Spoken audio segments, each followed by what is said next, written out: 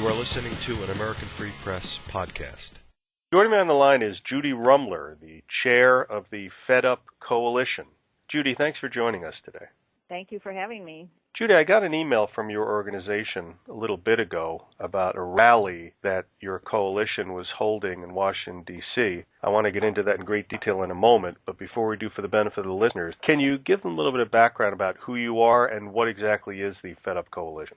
Sure, Dave, I can do that. Obviously, my name is Judy Rummler, and I am the mother of Steve Rummler, who died of a prescription drug overdose, an opioid overdose, after becoming addicted to opioids, OxyContin, that was prescribed to him for chronic pain following an injury. He struggled with his pain for 8 or 9 years and tried all sorts of ways to get rid of his pain or to get relief from his pain, but eventually a well-intentioned family doctor did prescribe to him OxyContin, and he became addicted after 5 years of being, well, gradually, but after 5 years he was very addicted to these medications, and he was a changed person. Before that, he'd been an all-conference soccer player, he'd been a Dean's List student at the University of Minnesota, he was a gifted musician, he had lots of friends, he was engaged to be married. Anyway, the point that the Fed Up Coalition is trying to make is that there are so many of us out there who have been through this and who are struggling, and each day 44 people die from overdoses of prescription painkillers and heroin in the U.S., and prescription painkiller and heroin overdoses have more than quadrupled in the past 20 years, killing over 16,000 people a year. So these are devastating things, and many of us had tried for a long time to go to the FDA to try to get them to change the labeling of the drugs so that doctors would understand the risks and patients would understand the risks associated with taking them. There's no real evidence that these are safe and effective for long-term use. Certainly, we aren't against opioids for short-term because they are important at end of life and for acute pain. But when we met at the FDA, a lot of us, we weren't getting anywhere, and so we decided that our little independent organizations, and my organization is the Steve Rummler Hope Foundation, and we're located in Minnesota, would get together and form a coalition in order to create a louder voice in Washington to try to get change at the federal level. Many of us have worked hard in our local communities to get change. In Minnesota, our foundation worked for the passage of Steve's Law in honor of our son Steve, in memory of him, which is a Good Samaritan and naloxone law, which now allows people who are witnessing an overdose in Minnesota to call 911 without fear of prosecution, and also allows first responders and lay people to carry naloxone, the drug overdose reversal drug, which is saving lives across the state here and in many other states where similar legislation has been passed. And this gives people an opportunity for a second chance at life, and has saved and provided that opportunity to many people. So anyway, the Fed Up Coalition, we came together, and we were led by Dr. Andrew Kolodny, who's executive director of the Physicians for Responsible Opioid Prescribing. He's our medical advisor, and we do have many other doctors involved in this effort. This was our third annual Fed Up rally that we had on October 3rd. The first one was 2 years ago, and we had a rally on the Capitol steps. It was on a Monday, so we did have members of Congress who came, Senator Schumer, Senator Manchin, and we had maybe 700 people then, and we've worked hard. Our Facebook page is very active. I would recommend, if anyone's interested, to go to our Fed Up Rally Facebook page. We also have a website. But we've made a lot of progress, we feel. The first thing we were advocating for was the rescheduling of hydrocodone combination products. These were classified as a Class 2 drug and made Vicodin the most prescribed drug in America. They've now been reclassified to be more appropriately Class 2 drug, which means that the doctors cannot write refills for these drugs. People have to go see their doctor. When my son relapsed after treatment, he was able to go to the pharmacy, and the drugs were just there waiting for him because the doctor had written refills. And this was a different doctor that he had found at the end, who was really a pill mill doctor. But anyway, that was one thing we've accomplished. We've also recently been working very hard to get the president to say something about this epidemic. The CDC has called it an epidemic of opioid addiction and overdose deaths, and we finally have had some luck getting the president to say something, and he's going to speak about it again this coming Wednesday on the 20th in West Virginia, so we're happy about that. That's great. I'm so sorry to hear about Steve. How old was Steve? He was 43 when he died. Oh, geez. Was he married? Did he have kids? He wasn't married, but he was engaged. He was a high school sweetheart that he had reconnected with a few years prior to his death, and she had a daughter who was like a daughter to him.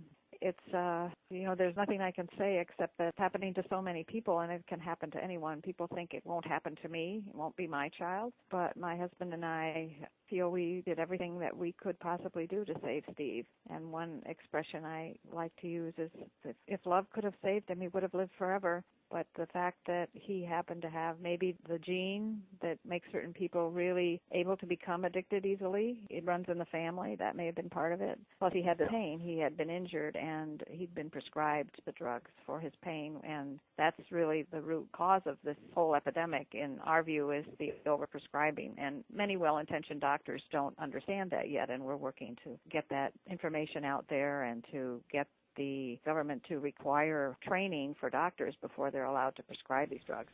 I took a look at your website, and it's very impressive what you've done in such a short amount of time. You mentioned the rallies that you had, and I just want to read something here from your website. And the history here, it says you were formed in 2012 when several organizations from across the country joined forces. What brought us together was your shared concern that the federal government was failing to stem the rising tide of opioid addiction and overdose deaths. You were especially frustrated with the failure of the FDA to correct a mistake in the Controlled Substance Act, which had misclassified drugs containing hydrocodone as Schedule 3 instead of Schedule 2 where they belong, and by FDA's approval of a steady stream of dangerous new opioids. So how was it a mistake? Was it actually a mistake that they made? Well, it was, 20 years ago or something, and I'm not really sure. That's all I know, is that I've heard they were misclassified, and I don't know whether it was the pharmaceutical influence, and there was some misconception that maybe because these were combined with other things, they weren't just 100% opioids, that they were safer, but they're really not any safer, so it was a mistake. And I think the DEA eventually, they recognized this a while ago, like, don't quote me, but I think it was like about 10 years ago, they started telling the FDA that this should happen, that the FDA should reclassify these, and they didn't do it, and then those of us who were really passionate about it, we sent letters and we had the rally, and then very shortly after the rally it happened. So we feel that we had a big role to play in that success. Yes. The FDA gets, I think, about 60% of their money from the pharmaceutical industry. It comes in the form of fees. When a company applies for approval of their drug or their device, they pay a fee. And that's the way most of the FDA money is brought to the FDA. So it is a conflict. And this was something that, it was called the PDUFA Act, that was passed, I think, in the early 80s, the first time, changed the way the FDA was funded, from being funded as just a regular part of the government to getting their income from the pharmaceutical industry. So it's a complicated issue, but we think that this is one of the problems. Mm-hmm. They changed it from Schedule 3 to Schedule 2, as you wrote here, that hydrocodone. But just because they did that, that really doesn't help, because, as you say, they're approving a steady stream of dangerous new opioids. Is that happening as we speak? Yes, it is. There's no need for another opioid drug out there. There are already plenty of them, and, there is a need for them. We agree with that, but it's just that the marketing that happens when a new drug is put out there increases the potential for use and the potential for addiction and overdose, and there's really no need for them to continue doing that. And another thing that's happened is that the FDA has, in the past, always used an advisory committee of experts to help them make their decisions about approving new drugs. And in the case of Zohydro, their committee voted against approval, and then the FDA just went ahead and approved it anyway. They're not required to follow the advice of these committees, and in the past they almost always have, and then in this case they didn't. And then more recently, and I can't remember the name of this drug, they just didn't even bother to call an advisory committee. They just went ahead and approved it because they were, I guess, afraid that the advisory committee might not recommend it. So it's a very difficult situation, and we're working hard to get change. Yeah, but you have had some change. It's amazing. After your rallies, stuff happened. I mean, almost right away. It's incredible. We were happy. Yeah, I mean, that's the way it's supposed to happen, right, in this country? It is. Yeah. Right. And this year, the exciting thing that's happening, we had a petition out there, a letter to the president asking him to speak out about it. We compare this request to the AIDS epidemic when President Reagan, in his final years of office, spoke out about AIDS and made people realize that AIDS was not a choice that people made or a lifestyle decision. It was a disease that needed compassionate care and treatment. And that's the problem with addiction, is that people have this stigma associated with it, that it's a choice or it's a moral issue or it should be a legal issue. And we feel that the war on drugs has failed, that we need to find another answer to this. And President Obama finally, a few weeks ago, did include information about the opioid epidemic in his weekly radio address. And this was after we had met several times with Michael Botticelli, who's director of the Office of National Drug Control Policy, the ONDCP, and told him that this was really one of our most important goals, was to get the president to speak about it, because people listen and expect leadership from the White House. And so now on Wednesday, the news is that he's going to speak about this in West Virginia, which is one of the epicenters of this epidemic, and he's going there and will speak in, a live presentation about the opioid epidemic. So that'll make a difference too, and that was one of the things that we were working toward most aggressively this year. So we're happy about that. Yeah, that's incredible, and I'm looking at your letter right now, which is, of course, on your website that you sent to Obama. It says here, the last paragraph, "We will not politely and patiently remain quiet while you neglect the problem and allow FDA to continue pouring fuel on a fire." On August 31st, 2015, that was International Overdose Awareness Day, hundreds of us will demonstrate our frustration in front of federal buildings across the country. And on October 3rd, which is what we've been talking about, 2015, thousands of us will march from the Lincoln Memorial to the White House at the third Fed Up rally. We will continue demonstrating, marching, and demanding action for as long as it takes until you finally begin speaking about the epidemic and ensuring that your administration does everything in its power to help bring it to an end. International Overdose Awareness Day on August 31st, 2015. How did that go? It went really well, especially for the first time that we had tried to do this. I would say there were maybe 30 rallies across the country. Some of them were larger than others. We had an excellent rally in Louisville and in Chicago and in Sacramento and in a lot of smaller towns as well. We've got some press coverage for that, which was good. The idea being that, we can't all get to Washington, and there is this grassroots movement across the country. So I think we were very pleased with the way it went. We can hopefully do it better next time if we decide to do it again and get more people involved. But it is something that is affecting everyone. Addiction doesn't discriminate by gender or by income level or by education level. It can happen to anyone. Or race or anything. Or race or anything, exactly. Right. How was the group treated on October 3rd during the march or the walk from the Lincoln Memorial to the White House? Did any of the security personnel interfere with you? Don't imagine there would be any other people out there counter-protesting. I mean, that would be ridiculous. No. Well, actually, just to clarify, after that letter was written, we did change the location of the rally itself, and it was held on the Washington Monument grounds instead of at the Lincoln Memorial. So we marched from there to the White House, and we stood in front of the White House. We had a permit, of course, so we had police escort part of the way. This is a free country still in the sense that we're allowed to do that. We did a lot of chanting, and we had a lot of attention from, bystanders. I liked the march. I thought it was great. We got a lot of energy out, just chanting and letting it be known how we feel about this particular issue. But you weren't hassled by No, the Capitol we Police? weren't hassled. They actually cooperated and helped us along the way. We ended up at the Ellipse and had a memorial service there where we read the list that we have of names of people who died from this epidemic. And we had a beautiful singer named Elizabeth Edwards who does a lot of music related to addiction and recovery. And we sang Amazing Grace and honored our lost loved ones. So that was the way we closed. It was an interesting combination of everybody being angry and worked up, and then in the end just trying to remember those that have passed already. Yeah, it's very well known to many folks about federal regulatory agencies, how they become captured by the entities that they're ostensibly there to regulate, and we can say that about the FDA as well. I'm sure political scientists have been studying these organizations for a while. Now, what about what I call the elite media or the mainstream media? Have you gotten any coverage from these wonderful folks?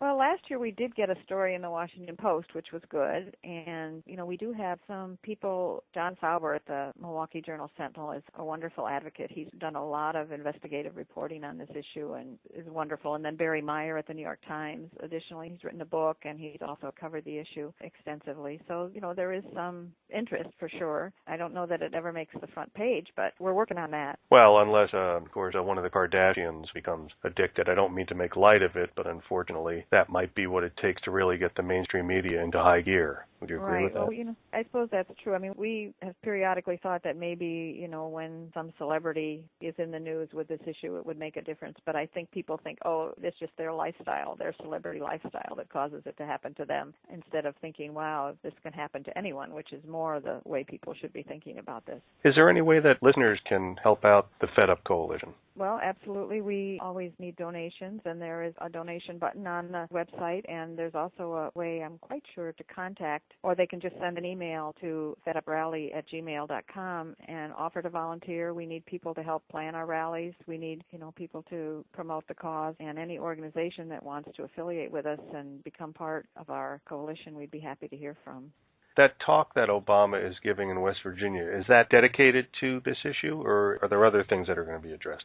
I understand that it is about this issue, that's why he's going there and going to speak about it. He did speak about it in that radio address, and he did a pretty good job, actually, I thought. I don't know whether you heard that, and I don't know where the link is, but it's got to be around somewhere. A couple of weeks ago for his weekly radio address. I did not hear that, but personally it's tough for me to listen to politicians talk.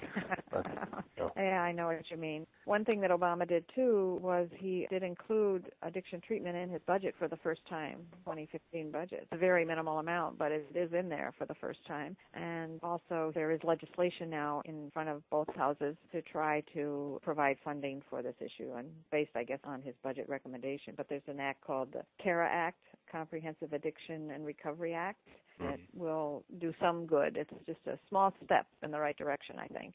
Mm-hmm. Yeah, well, that's how you get things done, and you're doing it. That's what I was going to ask you. I'm glad you brought that up. I noticed just a few of these professional politicians had lended their name and presence to the coalition. Are you disappointed that there weren't more of these people there supporting this issue, or do you think it's just because they haven't had anybody who has gone through, or they haven't gone through what you and your husband have gone through? Mm-hmm. Well, the first year we had it on a Monday, and it happened actually to be the day that the government shut down, so maybe these senators and congressmen and women who we invited were able to get there.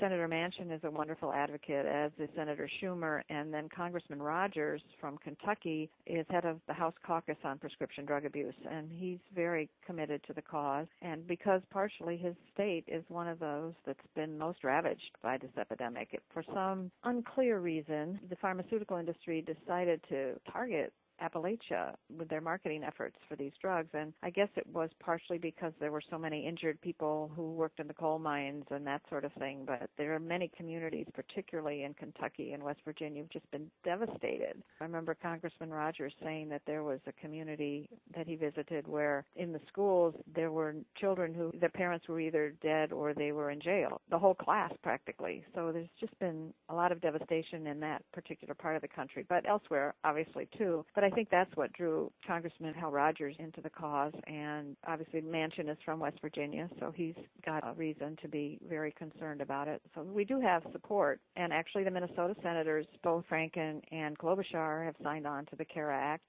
So there's definitely an understanding of the need for this. Well, that's great. And I'm going to go back to Steve. I imagine it's still difficult talking and thinking about him, but in many ways, I guess, Steve's passing has allowed you, someone as articulate as you are, to potentially, and I'm sure you already have, and I'm sure there's going to be more in the future, save many lives. Have you thought about that? I do think about it, and people often say that to me.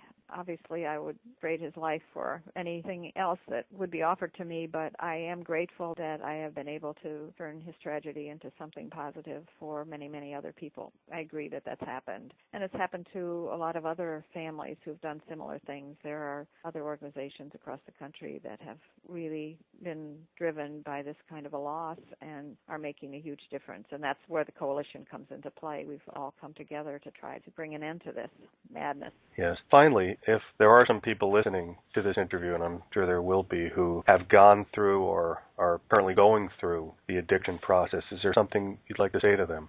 This is really difficult. I get asked this question a lot because I know that in my case, we tried everything we could think of to save Steve. And if you're struggling with a loved one, the one thing I would say would be to make sure that if you're looking for a place that offers treatment, that you look for a place that offers medication-assisted treatment, which Steve was not able to get at the place he went, which was Hazelden in Minnesota. Today, Hazelden does offer medication-assisted treatment, but when Steve was there, they did not. It's not the answer for everyone, but at least it's an opportunity opportunity to help people with the detoxing process and getting used to being sober from the regular opiates.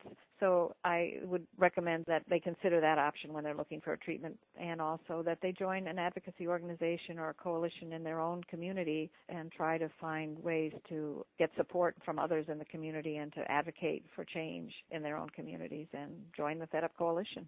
Judy Rummler, the chair of the Fed Up Coalition. Judy, I want to thank you so much for the time you spent explaining all this to the listeners. And you're doing some great work, and the people out there are lucky to have somebody like you on their team. And I'm looking forward to seeing your progress in the future and talking to you again real soon. Thank you for your interest in this important issue. I'm really appreciative of this opportunity to explain what's going on. Thank you, Dave.